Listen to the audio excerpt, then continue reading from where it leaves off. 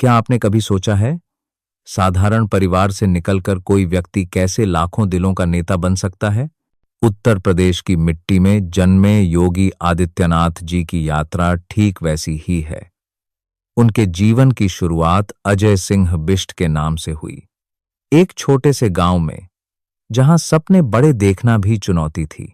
बचपन से ही उनके मन में राष्ट्र सेवा के संस्कार गहरे बसे थे। कॉलेज के समय वे सिर्फ पढ़ाई तक सीमित नहीं रहे। जरूरतमंद बच्चों को पढ़ाना, गरीबों की मदद करना उनका असली जुनून था। सोचिए, एक युवा जो अपनी उम्र के साथियों की तरह सिर्फ करियर की चिंता कर सकता था, उसने समाज के दर्द को अपनी आवाज बना लिया। अब आप पूछेंगे, एक विद्यार्थी से सन्यासी बनने का सफर कैसे तय हुआ? तो चलिए, मैं आपको एक कहानी सुनाता हूं।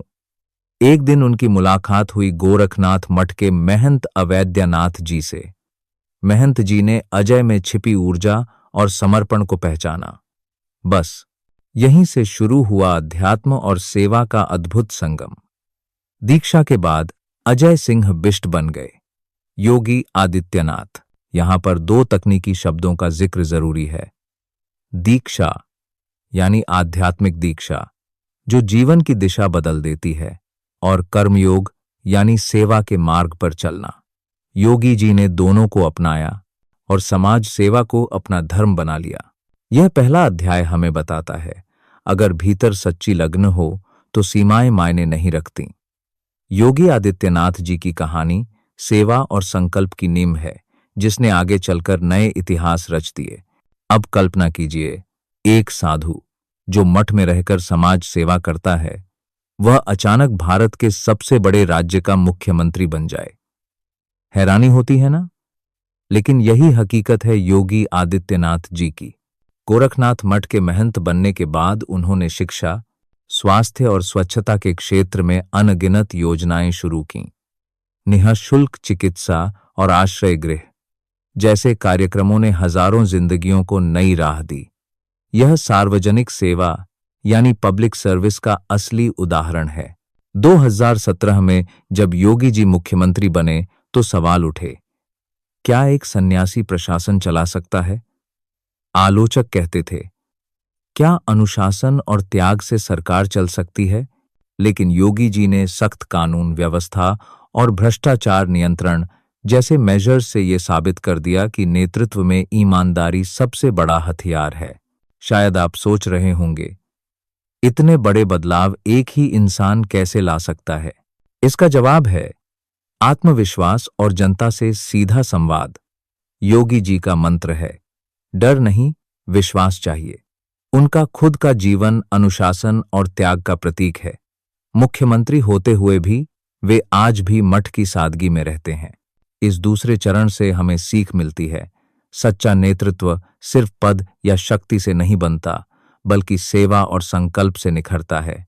योगी जी ने दिखा दिया कि जब इरादे नेक हों तो सबसे कठिन राह भी आसान हो जाती है। आइए अब बात करते हैं योगी आदित्यनाथ जी की उस विचारधारा की, जिसने उत्तर प्रदेश की तस्वीर बदल दी। वे खुद कहते हैं, योगी वही है जो अपने अंदर के राक्षसों को जीत ले। सोचिए, यह सिर्फ आत्म अनुशासन, सेल्फ डिसिप्लिन की बात नहीं, बल्कि आत्म विकास, सेल्फ डेवलपमेंट का भी संदेश है।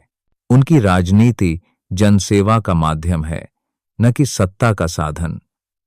क्या आपको लगता है कि आज की राजनीति में ये मूल्य बहुत कम हो गए हैं? मुझे यकीन है कि आप में से कई यही सोचते होंगे। क्या त्याग और सादगी में भी लीडरशिप छुपी होती है? योगी जी का जवाब है, बिल्कुल। मैं एक उदाहरण देना चाहूंगा। मुख्यमंत्री होकर भी योगी जी हर त्योहार जनता के बीच जाकर मनाते हैं, गांव गांव में जाकर लोगों से मिलते हैं। ये समाज संवाद यानी कम्युनिटी एंगेजमेंट का बेहतरीन नमूना है, जिससे वे हर नागरिक का दर्द समझ पाते हैं। अब यहां एक और तकनीकी शब्द जोड़ते हैं, विकेंद्रीकरण, डिसेंट्रलाइजेशन, यानी सत्ता को जड़ों तक ले जाना। योगी जी ने पंचायतों और स्थानीय निकायों को मजबूत किया ताकि हर फैसला गांव के स्तर तक लागू हो सके। अंत में उनकी विचारधारा हमें यही सिखाती है, सच्चा नेता वही है जो स्वयं को समाज के लिए समर्पित कर दे, योगी आदित्यनाथ जी एक चलती फिरती प्रेरणा है, जो दिखाते हैं कि अनुशासन, समर्पण और जनसेवा से कोई भी प्रदेश, कोई भी देश तरक्की कर सकता है।